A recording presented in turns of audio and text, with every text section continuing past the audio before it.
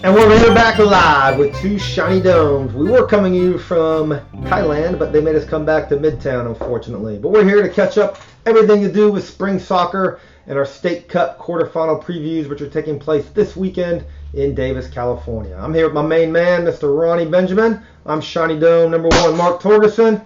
Let's get started on the show. Ron, how's your spring going? Pretty good. Glad spring break's over. Get full rosters back for training, which is always an issue over the spring break time, and looking forward to the next couple of months. And tryouts are just around the corner as well. Don't you love how the schools cannot get the spring breaks right? Like, it would be okay if everybody had the same spring break and we just take the week off, but you literally have like 4 different spring breaks, and then there's like 8 people going to training every time because they're like, I'm on spring break. You go, well, your spring break was this time, your spring was this time. Why can't schools do a calendar? And just be on the same page? Sure would make sense. Seems like it's too easy. 2 shiny domes are taking over school districts around Northern California. Absolutely. Anyway, let's get back to soccer because school stuff bores me, as it has my whole life. Go to school, kids. Let's talk about the DA. U12s are now being pulled out, so you go in for a year and then you drop out. You guys are a DA club. What do you think about that? Well, first of all, let's talk about the process of what's going to be happening with the NPL. So U12s and U13s will have the You skipping over the question? NPL. Yes, I am. Yeah. The pre-NPL. Call that sitting on the fence, boys and girls. Clubs with NPL status will be admitted into this new league, and the top non-NPL clubs will be in consideration for the new league based on club standards and based on results, history, etc. I think it's a new and exciting program for the NPL. Well, it's not really a... Where are we? Iceland. We have moved again. We're now in Iceland. But I think this is going to be a good new league to get clubs ready for the actual NPL league. All right. So there we go. U12, U13, pre-NPL. Why does that have to be pre-NPL? Why can't it just be NPL starting at U13s? I don't know. Pre-ECNL? Why can't it just be pre-DA? I don't know what the whole pre-deal is, but that seems to be the way things are going. They're going to drop down a couple more age groups. Then what it's going to be? The pre-pre or the precursor to the pre-NPL? Precursor to the pre-NPL. You got to make sure you have enough letters in front of your league name to make it legitimate. That's how you do it. Yeah, that's exactly right. Yeah. That's the way things are going these days.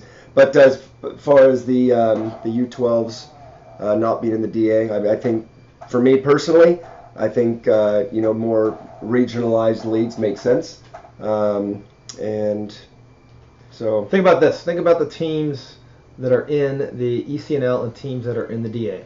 If we were to get them all under one umbrella, under NorCal, think how good the league would be. Boys side, Silicon Valley, which was Juventus, Quakes, who am I missing? Deanza, Breakers, and Republic. Yeah.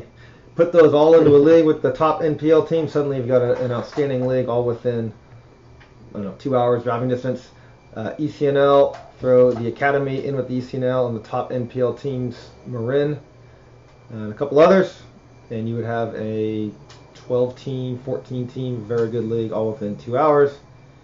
You guys are going to Denver this weekend. I'm going to Seattle to play teams that aren't as good as the ones here in Northern California. Get everybody in the same umbrella. It makes sense.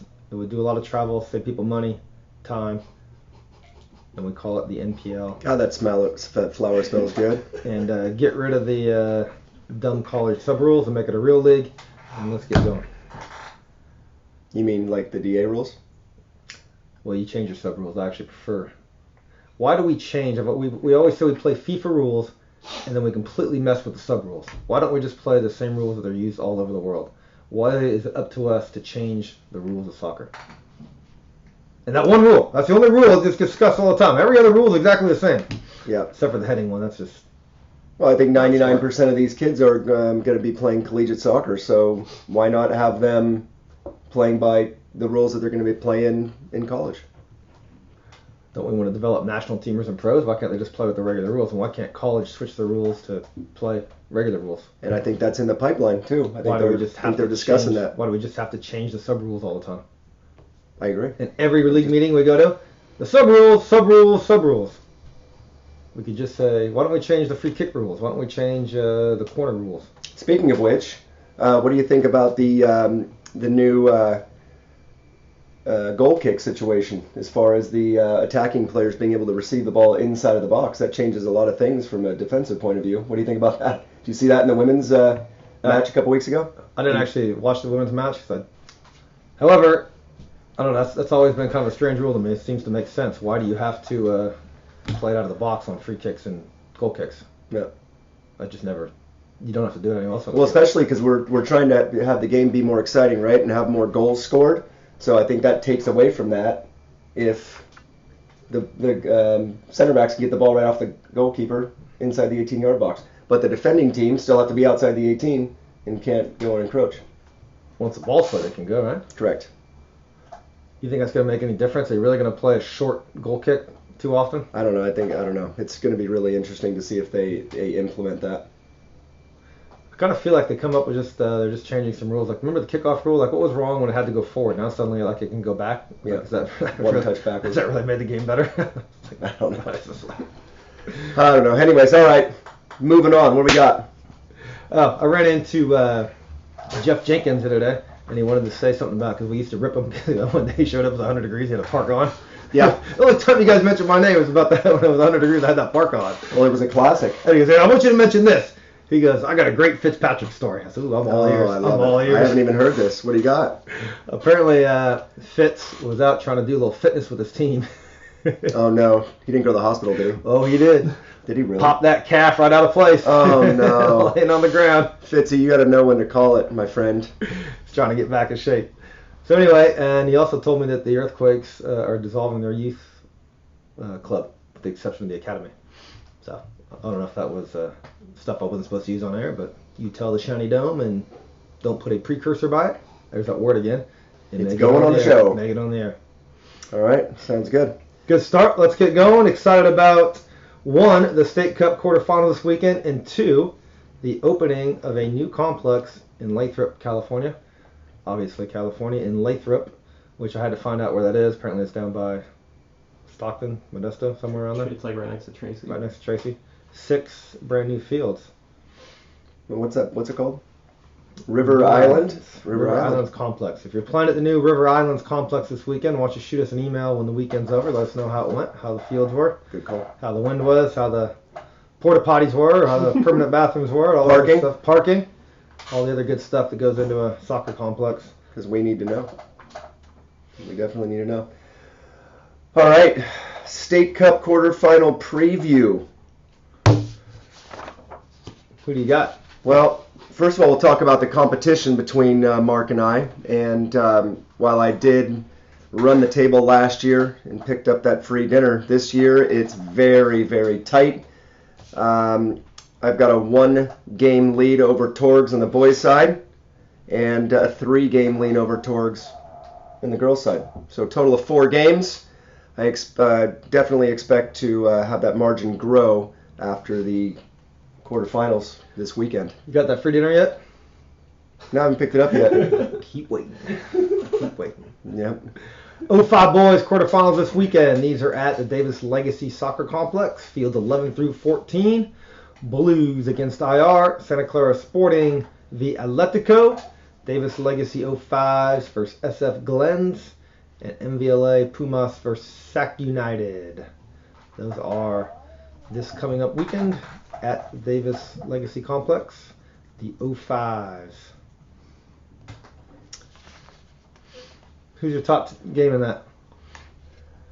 Oh, I'd have to say the 05s. I'll give it a little Sac United. Sac United MVLA. I think that'll be a good game. Blues are solid too. Atletico is solid, but I'll go with the Sac United MVLA game. Santa Clara Sporting Atletico is the big pick out of that, for those of you that don't know. 1-game lead through the round of 16. Yeah, we're getting there. Girls 14, I think I'm actually leading in this age group.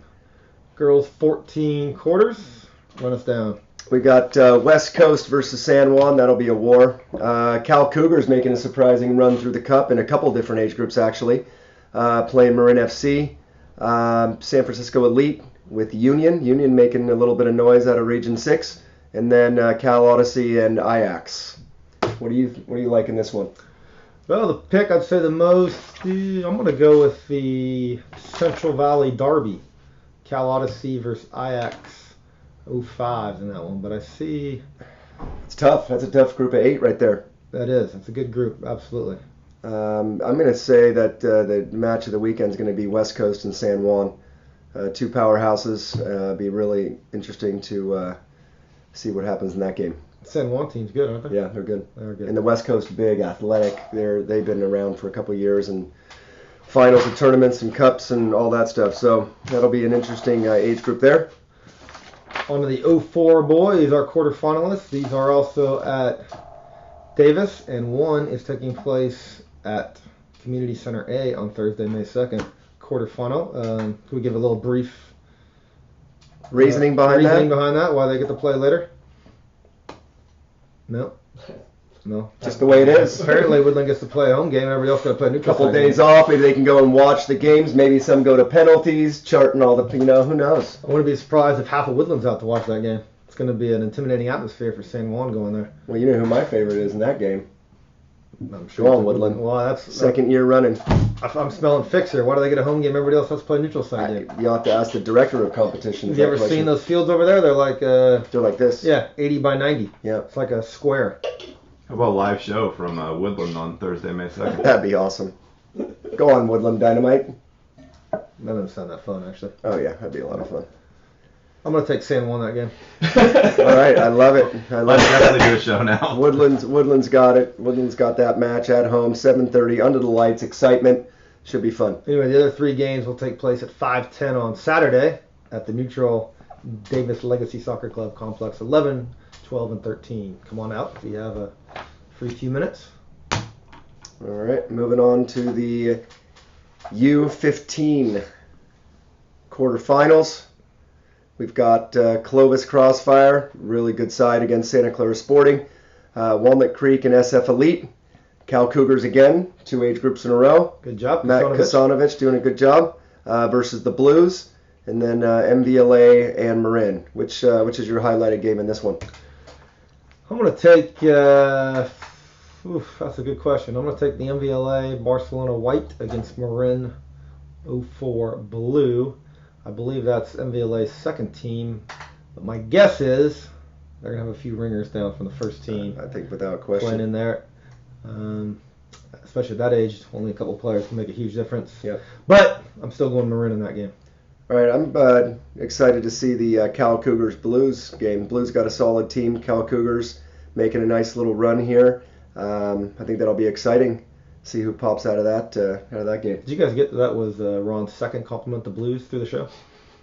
Times are changing. Times are changing. Next year there may be 3. Oh. Or a third. All right, moving on. Breaking news. 03s. MSC United versus Force North. Union versus Turlock. East Bay versus Heritage. Napa versus SF Glens. Those are 10:40 at Davis Legacy.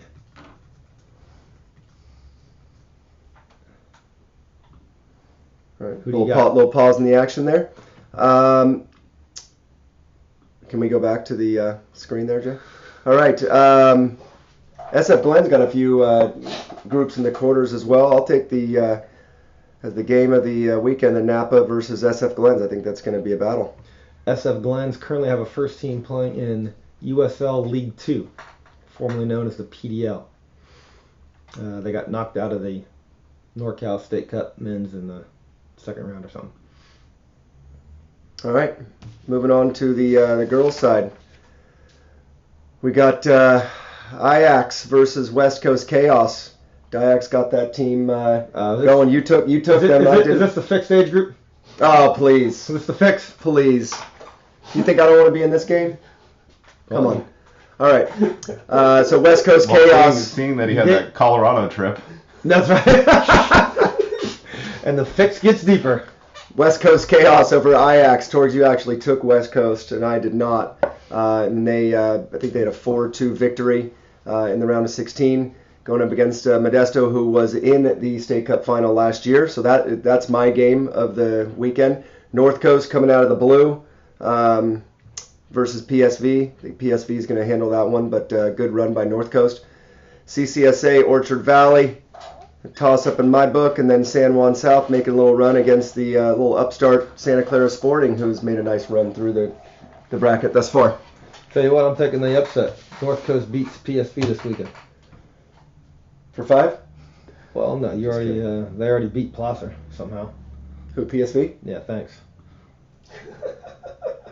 Strange you picked PSV. All right, moving on. What do you got for the 17 boys? Maybe we can have a home game for somebody there, and it should be a neutral site game. Speaking of a fix, look at that top one. Looks like round of 16 hasn't even been decided yet. Sporting was Dallas Cup, so they rearranged for tonight. So Sporting will beat for Breakers. Wednesday. Yeah. Sporting will beat Breakers. Well, it's actually kind of cool Wednesday night on the nice grass at Santa Clara Soccer Park. Beautiful day out. Should be a good game tonight. Santa Clara win that. They will play Sac United, and that will be absolutely the round of the quarterfinal pick of the litter there. Sac United versus Santa Clara. I'm not exactly sure who to take on that one. Both are excellent teams. I'm going to take Sac United after their 7-0 drudging over Santa Rosa. Well, I'll go against you and I'll take Santa Clara there, but I'm not super convinced. I'm actually going to get out and watch that show. Santa Clara, I think they did okay at Dallas Cup, maybe made out of the group. I got Santa Clara there. Those games are 12:50, 11 through 12, 11, 12, and 13. Somehow it's out of order. All right. Oh, that's in order. 11, 13, 12. All right, the U17 girls, we've got Vision versus San Ramon, Bay Oaks versus Clovis, Elk Grove versus Marin FC, Cal Odyssey, Placer United. I think, this Elk Grove and Marin have played in, I think, semifinals of Cup a few times, so that's definitely the quarterfinal matchup. San Ramon was a team in the quarters, huh? Is that their only team in the whole club? They won on penalties too. Yeah. Lato Tomic's team. And Manny's just still down there in San Ramon, isn't he? I believe so. Yeah. So I think that's going to be the game of the weekend. I'm calling penalties in that, and we'll go Elk Grove in penalties. I'm going to take Marin in Of course. regular time. Wow. Of course. What do you mean, of course? Is Marin's a bad team or something? No, I say, of course you're going against me. Well, I'm right. We will see. All right, going on to the big boys. 19 boys. 19 boys there. Folsom Lake, Palo Alto, Placer United, fresh off their semifinal at Dallas Cup. That's a big matchup there. Santa Clara in the quarters. Atletico will take on San Juan and Palo Alto Breakers. No doubt about it, the tie of the round, Placer versus Santa Clara. I can't believe I'm saying it. I'm going to take Placer. So am I. Oh, but I think... way to make an interesting talk show. Yeah, absolutely. To me, I think that could have easily been the final in this age group, right? I mean, that's quite possible. Atletico San Juan, I think, is going to be a barn burner game. We did the draw, so True. True. But Atletico San Juan will be a good match as well. Be interesting to see who comes out of that. San Juan team is that now? Who's coaching that team? That's Dougal's team. Yeah, Dougal always puts a good product out there. He knows his players pretty well. So there you go. All right. Finish us up with the 19 girls. 19 girls. We've got Livermore versus Sac United. Sac United. Wow. Two teams in the last quarters. time I remember, they won 2 years ago. They actually won the U19. Change a DOC and look, all of a sudden you got a bunch of teams in the quarters, you know? Dang. No offense, Shaky. Not that you're watching. Yeah, he's watching. Then we got... not up yet. No, he's not up yet. Series versus West Coast. Diax Wildfire still rolling. I think they were like 22 years old by now, but... Cal Thorns versus Clovis, Marin FC, Diablo FC. Is he trying to use the same name so he just keep the... I don't know how that works. But West Coast Wildfire. I think that's going to be a good game, a little upstart series team that's always been battling, so that'll be my game of the weekend, series and West Coast. I like us Wildfire, like everybody's going to get mad now. You can't Wildfire, they're all over the place. We went to a tournament one time, there was Tsunami. The team was named Tsunami, and there just happened to be Tsunami like 2 days before. People were getting all mad. You can't use that name. Things are getting a little bit silly nowadays, aren't they? All right. So our picks, good luck to all the teams playing. State Cup's heating up. Our quarterfinals this weekend. Well, obviously, we still have our semis, and then June 1st and 2nd, we will have our final matches, which are always special over at Casunas River College. We'll be right back. From New York City. Where are we? It looks like New York. That's New York. Right back from New York City. You guys are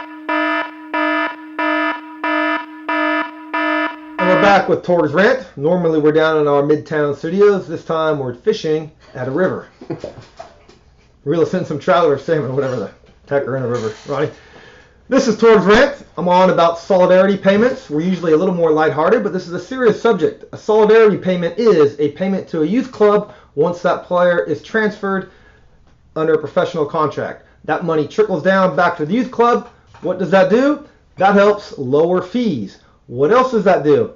That helps people who want to invest in a club because they may make their money back. What does that do? That lowers fees to the pay-to-play model. What else does it do? If you're a coach or you're a club, you don't get money for winning the U9 State Cup, the U10 State Cup, the U12 State Cup. You get paid by developing players. That becomes pros. This system is used in every other FIFA country in the world. It is not being used here in the MLS until a little bit now. MLS clubs have been approved for these solidarity payments. Now, if U.S. Soccer, get with the rest of the world and trickle this money down back to the clubs who actually develop the players. Your youth clubs here, right here in Northern California. Don't let MLS academies take the credit saying they have developed the player when the player was developed by the clubs that are watching this show right now. You send your player to MLS club, call FIFA, email them, demand it. Solidarity payments to use the rain the rest of the world should now be here in Northern California. It would help us all to develop the best players in the world. Tor's Rant from the mountains.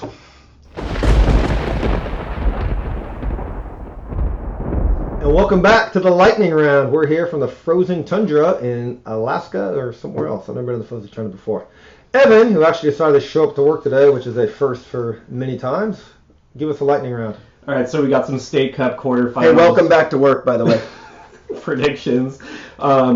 Right now, based off of what you guys put in your State Cup brackets. So for the U19 Girls Quarterfinals, we have Mark with Marin FC against Ron, who took Diablo FC. And what's going on in that game? Well, first of all, Ron, we're live on air, so no swearing about this pick. I've got Marin FC. I'm feeling pretty good about it. They're currently second place in the NPL.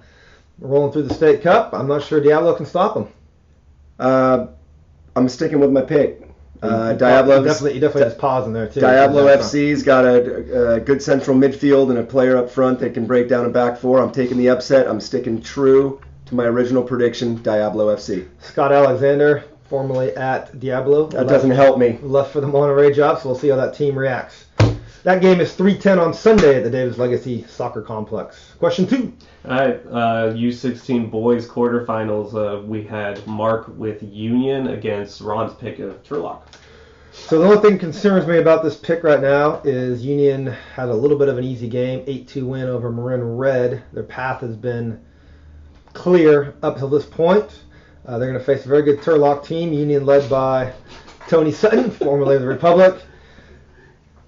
Big matchup. I think one of the picks of the whole State Cup, all age groups. Well, I've got Turlock. They had a massive win against Force Academy in the round of 16. I think this is going to be a heck of a game.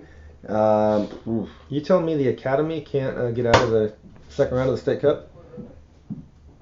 It's called the Force Academy. Yeah. The Force. Academy team actually plays in the State Cup and gets knocked out early. Well, you know what? It's football. I got Turlock. 10:40 on Saturday. All right, for the U17 girls quarterfinals, Ron had Elk Grove, which won it all 2 years ago, and Mark had Marin FC. They did. Another good game. These two teams have been in semis and finals through the years, battling it out. I've took Marin. I'm going to stick with that. I like the way they play. Well-coached team. Got some very talented players. I believe Elk Grove snuck through on penalties last round, if that's correct. But obviously they got a good team, a fantastic goalkeeper. I'm sticking with Marin, feeling good about it. Elk Grove had a tough game in penalties with Players North, one of our Region 6 neighbors. Region 6 in Reno. Yeah, but I'm going with the experience of FC Elk Grove, having couple state cups under their belt, national championship, and we're going with the ones that have been there. 2 years ago, you guys met in the quarterfinals. Mark was coaching Davis Legacy team. I believe it was U19s, and Ron was in coaching Placer, obviously. Good memory. And I think Mark maybe had 8 or 9 players to start off the game. And that is so not true. All right, he had 11. But Mark ended up winning 3-2. What was the difference? And you went on to win State Cup that year. We did. What was the difference in that game, do you think? He didn't play the one sub that he had the entire game. Without the difference, but having players is the difference. So we had good players. That was the difference. I would actually. Not to mention some coaching in there, no doubt about that. We were down 1-0, down 2-1. After 90 minutes, up 3-2. A great free kick routine that we had gone over and over and over, and finally it came to fruition in the quarterfinals. Not even. This is completely backwards. First of all, I love seeing Ron scoring too on the sidelines. It was great.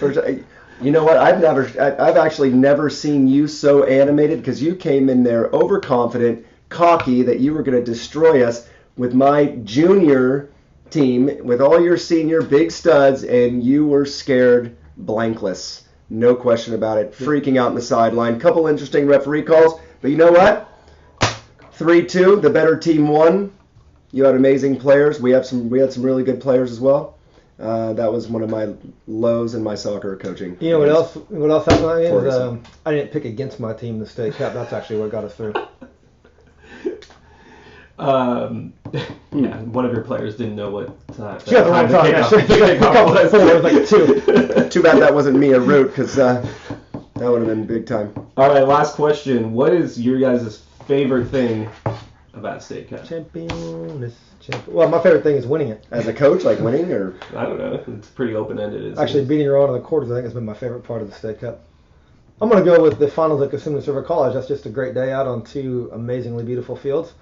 The best part of it is when we did the color commentating and the camera wasn't hooked up with the great video people. What was that called? Coach's aid. Coaches aid. We had all these notes out and we're commentating the game. And the guy goes, about 30 minutes in, he goes, you know the cameras aren't hooked up. It's not showing. You gotta be kidding me. Then they brought in their guy who was he was awesome. He was a great commentator. Yeah. State Cup's a great time. Culmination of a fantastic season within NorCal soccer, and I agree with you. Long days, but exciting games, nonstop. Great energy, great fans, and hopefully, we want to generate more and more interest. Even though you lost and didn't make it to the State Cup final, you can still come and support and watch the championship matches. They're always really good games. Just a reminder, we'll have another live show on May 18th or May 19th at the NorCal MPL Showcase.